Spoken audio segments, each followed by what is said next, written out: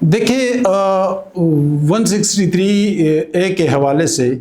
چونکہ محترم جج جسٹس منیب اختر صاحب پر اس لیے دباؤ ہے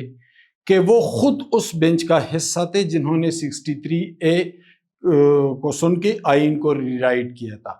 اور پھر اس پر ظاہر ہے کہ اس پر تو بہت تحفظات تھے، آئینی قانونی حلقوں کو بھی، انٹیلیجنشیا کو بھی، عام لوگوں کو بھی، پولیٹیکل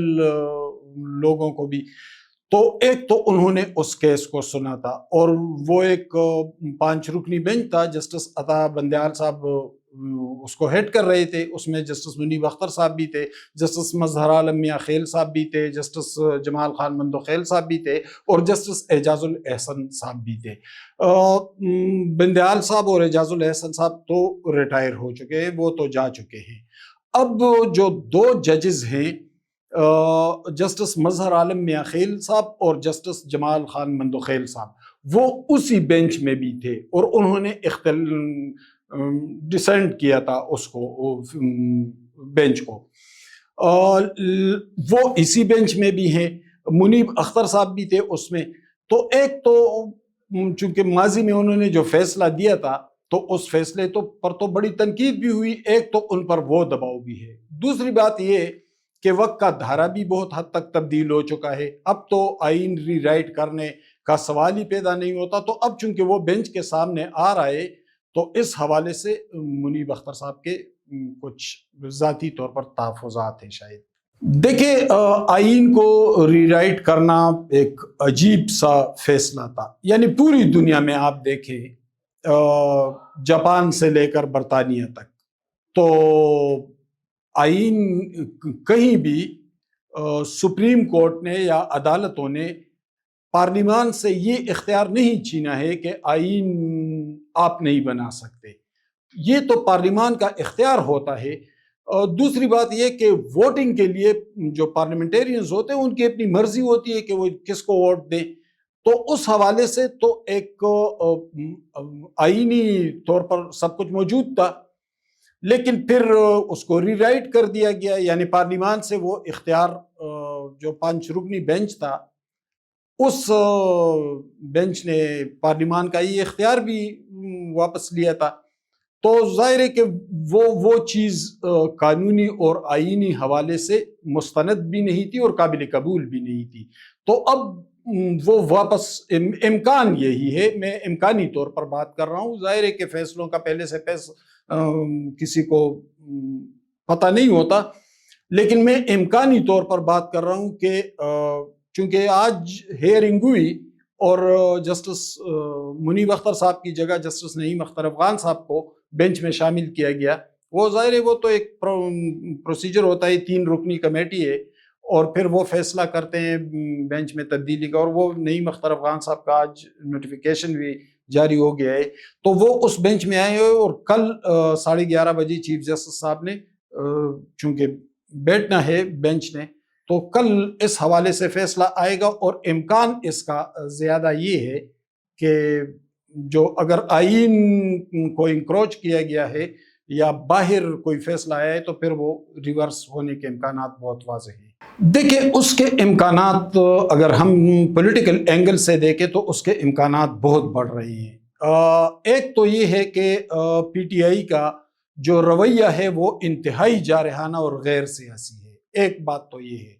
دوسری بات یہ ہے کہ شمال سے روز روز جنوب پر چڑھائی ہو رہی ہے، کبھی ترنول میں، کبھی لاہور میں، کبھی پنڈی میں، وہاں سے علی امین گنڈا پور روانہ ہو جاتے ہیں جھتہ لے کر، اور یہاں چڑھائی کرتے ہیں، تو ظاہر ہے کہ جنوب میں ایک رد عمل تو آئے گا سیاسی طور پر، اور وہ رد عمل بہت تیزی کے ساتھ ابھرنے بھی لگا ہے۔ میں نے کل بھی میڈیا میں بات کی تھی کہ پنجاب کے اندر پی ٹی آئی پسپا ہو رہی ہے، اور پی ٹی آئی کی مقبولیت میں یا عمران خان کی مقبولیت میں تیزی کے ساتھ کمی آتی جا رہی ہے۔ تو اب جو پارلیمنٹ کے اندر ان کے لوگ ہوں گے، وہ اپنے سیاسی پولیٹیکل فیلڈ کو بھی دیکھیں گے، اپنے پولیٹیکل انٹرسٹ کو بھی دیکھیں گے، تو وہ اس کے مطابق فیصلہ کریں گے۔ تو جس تیزی کے ساتھ تبدیلی آ رہی ہے، اب چونکہ عمران خان نے جمعے کو پھر ڈی چوک میں احتجاج کا کہا ہے اپنی پارٹی کو کہ احتجاج کریں، تو روز روز چونکہ نہ صرف عام لوگ اس سے تنگ آ رہے ہیں بلکہ ان کے اپنے کارکن بھی تنگ آ چکے ہیں کہ روز روز ہمارا اور کوئی کام نہیں ہوگا، ہم ادھر سے پختونخوا سے روانہ ہو جائیں گے اور پنجاب پر چڑھائی کرتے رہیں گے یا فیڈن پر چڑھائی کرتے رہیں گے۔ تو اس سے ظاہر ہے کہ ایک سیاسی مقبولیت میں کمی بھی آئے گی۔ اگر مقبولیت میں کمی آئی تو پھر پی ٹی آئی کے جو ایم این ایز ہیں، جو پی ٹی آئی کے منتخب ممبران ہیں، ایم این ایز یا ایم پی ایز یا سینیٹر جو بھی ہے، تو ظاہر ہے کہ وہ اپنے مستقبل کے حوالے سے سوچیں گے، اور اگر انہوں نے سوچنا شروع کیا اور کچھ حقائق ان کے سامنے ہوں تو پھر ایک بڑی تبدیلی کا امکان دیکھا جا سکتا ہے کہ شاید پی ٹی آئی کا ایک بڑا دھڑا خصوصاً پنجاب سے تعلق رکھنے والوں کا اس سے الگ ہونے کے امکانات واضح ہو رہے ہیں۔ دیکھیں،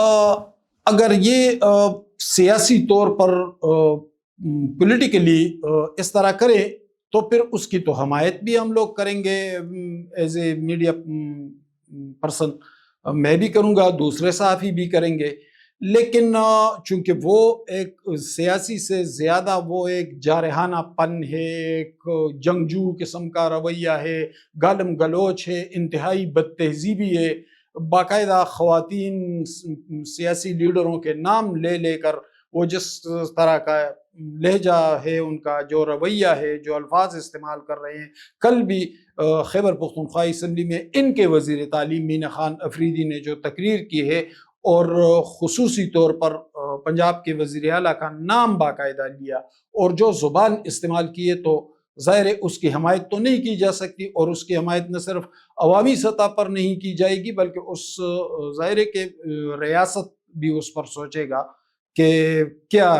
کیا جائے، کیونکہ وہ کوئی سیاسی جلسہ تو کر نہیں رہے ہیں، ان کا رویہ یہی ہے۔ تو مجھے اس کے امکانات بہت کم دکھائی دینے لگے، کیونکہ ایک انتشار نمایاں ہے، اس کی بجائے سیاسی تحریک کی بجائے اس میں سے ایک انتشار نمایاں ہے۔ دوسری بات یہ ہے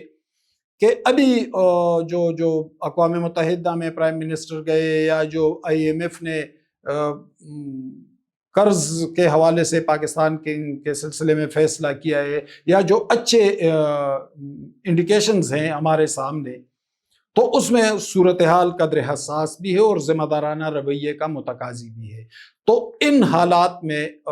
کسی ڈسٹربنس کی اجازت کے امکانات مجھے بہت کم دکھائی دیتے ہیں۔ دیکھیں، میں تو بہت پہلے سے کہتا چلا آ رہا ہوں کہ آئینی ترامیم ہر صورت میں آئیں گے، اس پر پولیٹیکل کنسنسس تو ظاہر ہو رہی ہے، مشاورت جاری ہے تمام سیاسی جماعتوں کے بما پی ٹی آئی، یعنی پی ٹی آئی کے لوگوں نے مولانا کے گھر کتنے دورے کیے، کتنی بار وہ لوگ گئے، تو ایک مشاورت تو تسلسل کے ساتھ جاری ہے، لیکن ہمیں یہ توقع نہیں رکھنی چاہیے کہ بس فوری طور پر، یعنی جو پہلے جو جلد بازی کا مظاہرہ کیا گیا تھا وہ یقیناً غلط تھا، تو ہمیں یہ توقع نہیں رکھنی چاہیے کہ جلد بازی میں یہ چیزیں ہوں، کیونکہ تاریخی طور پر یہ چیزیں جذباتی انداز میں نہیں ہوتی۔ یعنی ہم 1973 کے آئین کی مثال لے لیں، تو جب آئین بن رہا تھا تو پوری اپوزیشن جماعتیں، جس میں ولی خان بھی تھے، جس میں پروفیسر غفور بھی تھے، جس میں مولانا مفتی محمود صاحب بھی تھے، جس میں علامہ شاہ احمد نورانی صاحب بھی تھے، یہ تمام لوگ جو تھے وہ اپوزیشن کا حصہ تھے، لیکن وہ مکمل طور پر اور تسلسل کے ساتھ مشاورت میں شامل تھے اور اپنا ان پٹ دے رہے تھے۔ کوئی قادیانیت کے حوالے سے کوئی ریسرچ سامنے لا رہا تھا، کوئی علمی حوالہ لا رہا تھا، کوئی آئینی حوالے سے لا رہا تھا، کوئی پولیٹیکل قوتوں کے تحفظات کے حوالے سے، تو تمام نے مل کر اس حوالے سے کام کیا اور ایک طویل مشاورت ہوئی تھی، تب کہیں جا کر 1973 کا آئین بنا، اور اسی طرح 18ویں ترمیم کے حوالے سے بھی اسی طرح ایک طویل مشاورت ہوئی تھی۔ تو مشاورت ہو رہی ہے، اور مشاورت کے بعد یہ بات کنفرم ہے کہ آئینی ترامیم آئیں گے، کیونکہ عدلیہ کے حوالے سے خصوصاً گزشتہ 10-12 سال میں جو ٹریک ریکارڈ ہے اس کے حوالے سے بہت سے تحفظات ہیں، اور وہ اصلاحات کا متقاضی بھی ہے۔ دیکھیں، وہ تو ہم اس کے بعد دیکھیں گے کہ سیاسی منظرنامہ کیا بنتا ہے، لیکن ایک بات واضح مجھے نظر آ رہی ہے کہ پی ٹی آئی کے اندر اب پختونخوا سے تو مجھے اتنا امکان دکھائی نہیں دیتا، لیکن شاید پنجاب میں ایک بڑی دراڑ پارٹی کے اندر نمایاں ہو جائے گا، اور اس سلسلے میں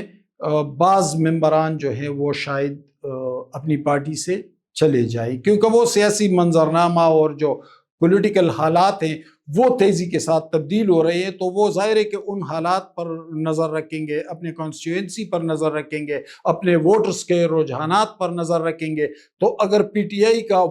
ووٹ بینک کم ہو رہا ہو اور دوسروں کا بڑھ رہا ہو تو پھر ظاہر ہے کہ وہی ہوگا کہ وہ پارٹی سے چلے جائیں۔ تو اس بات کے امکانات ہیں کہ شاید پی ٹی آئی اس صورت میں برقرار نہ رہے، لیکن بہرحال وہ ایک سیاسی اور مقبول جماعت ہے، اسے قائم رہنا چاہیے۔ لیکن چونکہ ابھی آئینی ترامیم سامنے آئے نہیں ہیں، تو ہم دیکھتے ہیں کہ ترامیم میں کون سی شقیں شامل ہوتی ہیں اور کیا صورت بنتی ہے، پھر اس کے بعد اس پر تجزیہ کریں گے۔ دیکھیں، یقیناً ایک مقبولیت پی ٹی آئی کو خیبر پختونخوا میں حاصل ہے، لیکن اس مقبولیت کو ہم سیاسی مقبولیت نہیں کہہ سکتے۔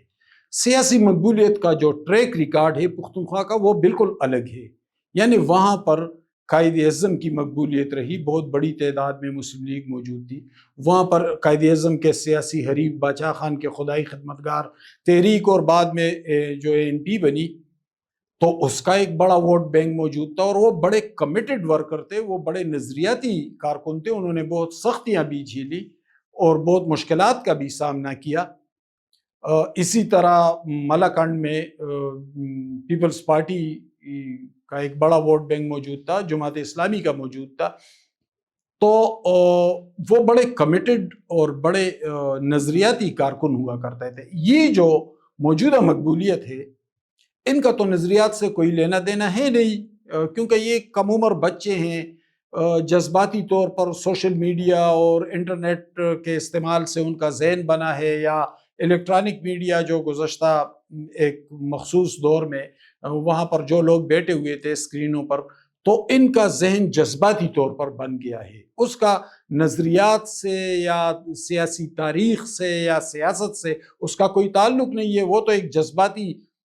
فضا بنی ایبرپٹلی، اور اس نے نوجوانوں کو اس طرف کھینچ لیا، چونکہ اس دور میں تقریباً اسی دور میں، اس سے تھوڑا سا پہلے یا آس پاس سوشل میڈیا بھی سامنے آیا، انٹرنیٹ، اور نوجوان نسل بھی 15 16 یا 17 سال کے ایج کو پہنچی، اور پی ٹی آئی کا وجود بھی سیاسی منظر پر ابھرا، تو اس کے ملاپ سے ایک جذباتی فضا تخلیق پائی، اور وہ جذباتی فضا جو ہے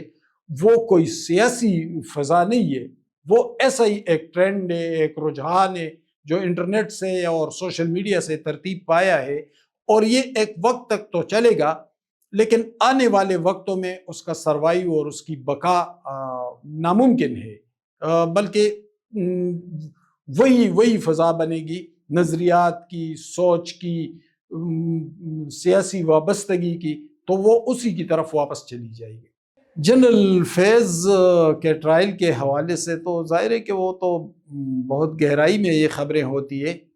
لیکن کچھ چیزیں واضح ہونے لگی ہیں رفتہ رفتہ،